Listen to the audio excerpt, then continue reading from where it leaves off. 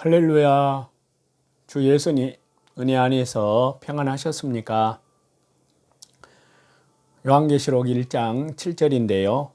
각 사람의 눈이 그를 보겠고 그를 찌른 자들도 볼 것이요 땅에 있는 모든 족속이 그로 말미암아 애곡하리니 그러하리라. 아멘. 자, 여기에서 말하는 그를 찌른 자들은 로마 군병이 아닙니다. 역사를 통틀어서 그리스도를 대적한 모든 자들로요, 넓게 말씀을 드리면 예수님의 생명과 상관없이 살았던 사람들입니다. 이어서 땅에 있는 모든 족속이 그로 말미암아 애곡하리니 라고 말씀합니다. 이 대목을 조심해서 들어야 하는데요. 도대체 애곡하는 자들은 누구일까요? 요한계시록은 내 말대로 지키면 혼인잔치에 가고 안 지키면 이런 애곡함이 있을 것이다 처럼 양자 택일식의 협박을 하는 그러한 책이 아닙니다. 오히려 성도들이 붙잡힌 구원과 사랑이 얼마나 견고하고 확실할 것인가를 매우 역설적으로 설파하는데요. 그 기록의 목적이 있습니다. 그리고 8절에서 이렇게 끝납니다. 주 하나님이 이르시되 나는 알파와 오메가라. 자, 알파 그리고 오메가는 그리스의 알파벳의 첫 글자와 마지막 글자인데요. 이 말씀은 나는 시작을 했으면 반드시 그것을 끝낸다 라는 신적 의지의 표명입니다. 이런 하나님의 의지 앞에서 우리가 세상 방식으로 거칠게 표현한다면요, 우리가 개판으로 살아도 우리를 향한 하나님의 구원 계획은 변경되거나 취소되지 않습니다. 하나님이 계약금으로 십자가의 아들을 거신 것으로 알 수 있습니다. 그러면 이것은 대강 끝날 일이 아닙니다. 계약금으로 무엇을 얼마나 거느냐에 따라서 그 일의 성취에 관한 확고함이 드러납니다. 10억 원짜리 집에 100만 원을 계약금으로 걸어놓으면 에이 그냥 100만 원 떼이고 말지 하는 마음이 들 수 있습니다. 그런데 9억 9천만 원을 계약금으로 걸어 놓았다면 이 계약자에게 이 집을 살 마음이 없겠습니까? 하지만 하나님은 9억 9천만 원 정도가 아니라 10억 원을 거셨습니다. 따라서 우리를 향한 구원과 사랑을 확고하게 보증하는 말씀이 바로 알파와 오메가입니다. 그런데 여기에 자신이 전능한 자라고 하는 도장까지 찍어주십니다. 이 모든 용어를 동원하여 하나님께서 우리에게 말씀하시고자 하시는 것은 우리를 향한 하나님의 구원이 얼마나 확고하며 또한 그 성취가 그분의 전능하심과 주권 아래에서 마무리될 것이라는 사실입니다.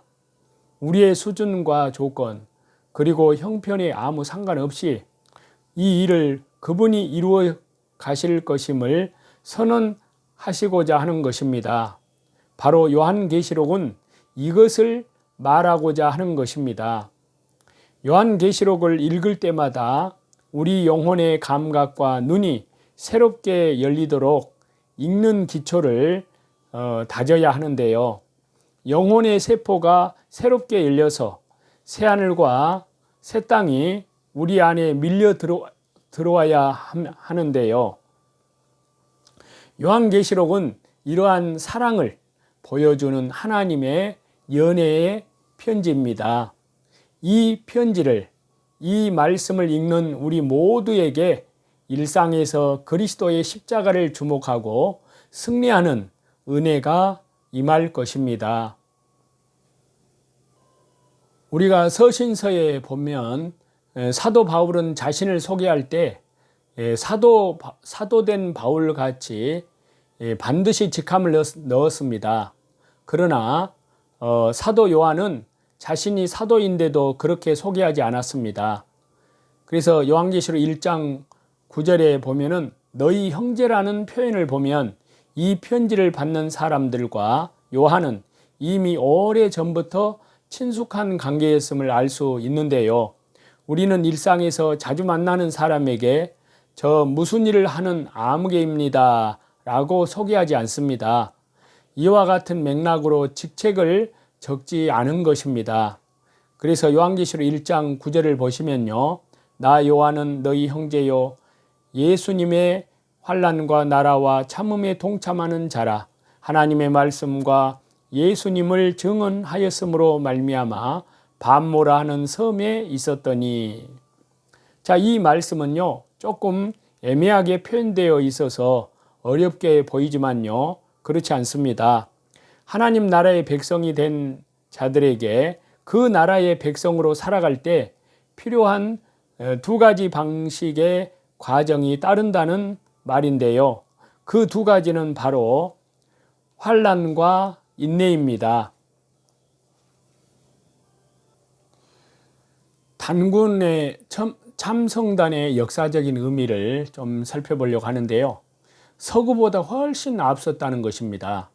서구의 정신세계 이해는요, 프로이드의 정신분석학으로 대변될 수 있는데요. 프로이드는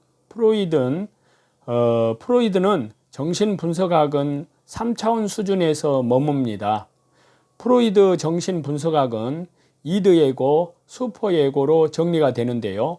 프로이드는 20세기 인물로 1856년에서부터 1939년까지 살았던 사람인데요. 동양보다 월등히 뒤떨어집니다. 프로이드의 3차원은요, 동양의 온방각점의 4차원보다 훨씬 낮은 단계의 사상입니다. 또 단군의 참성단의 역사적인 의미로 마호메트보다 훨씬 앞섭니다. 마호메트는 3차원, 이 세계 내생까지 주장하여 4차원을 보았으나 AD 570년에서부터 632년 사람입니다.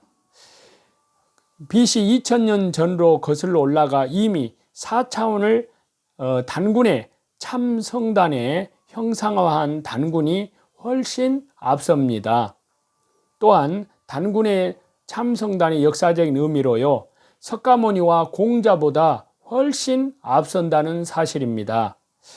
자, 석가모니와 공자의 사상은 온방각점의 4차원 사상과 흡사하는데요.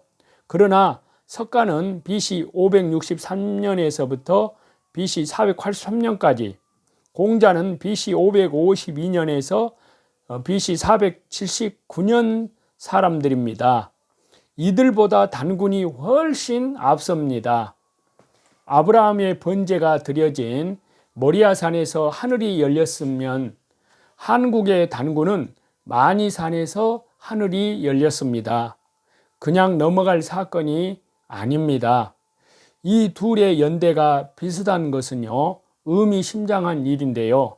특별은총, 구속사의 구원 역사의 영역에서 구약 성경의 아브라함의 번제단을 통해서 이스라엘의 미래를 펼쳐 가셨듯이 일반 은총 하에 속한 우리 민족의 미래를 창조주 하나님께서 이곳에 바로 단군의 참성단에 담아 놓으셨다고 표현할 수 있을 것입니다. 찬송 드리시겠습니다.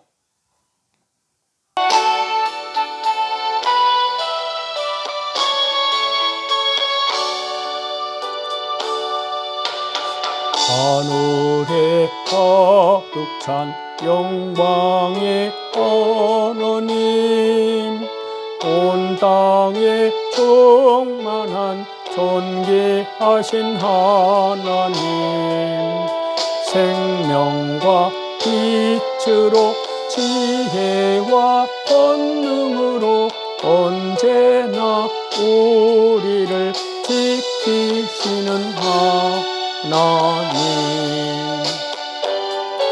와 성자와 성령 삼위의 하나님,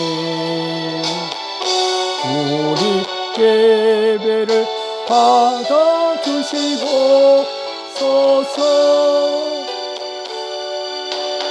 사랑이 넘치는 자비하신 하느님, 은혜가 풍성한 구원의 하나님, 자매의 심령에 평안을 주시옵고 죄악과 허물을 용서하여 주소서.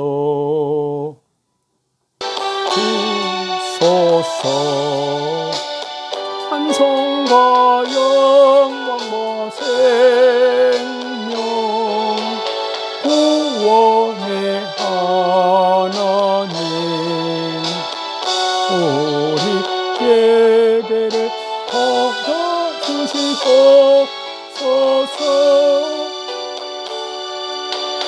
연약한 심령을 굳게 세워주시고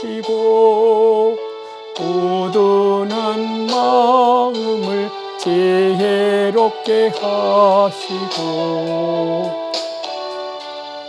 오늘도 자기를 부인하고 자기 십자가를 지고 믿음으로 주님만 바라보고 말씀과 기도로 또 이뤄진 영혼들에게는 주 예수님의 십자가의 복음을 증거하면서 다시 재림하시는 주님을 향하여 지극히 거룩한 믿음 위에 자기를 건축해 나아가는 그리스도의 순결한 신부들이 다 되시는 저와 여러분이 되시기를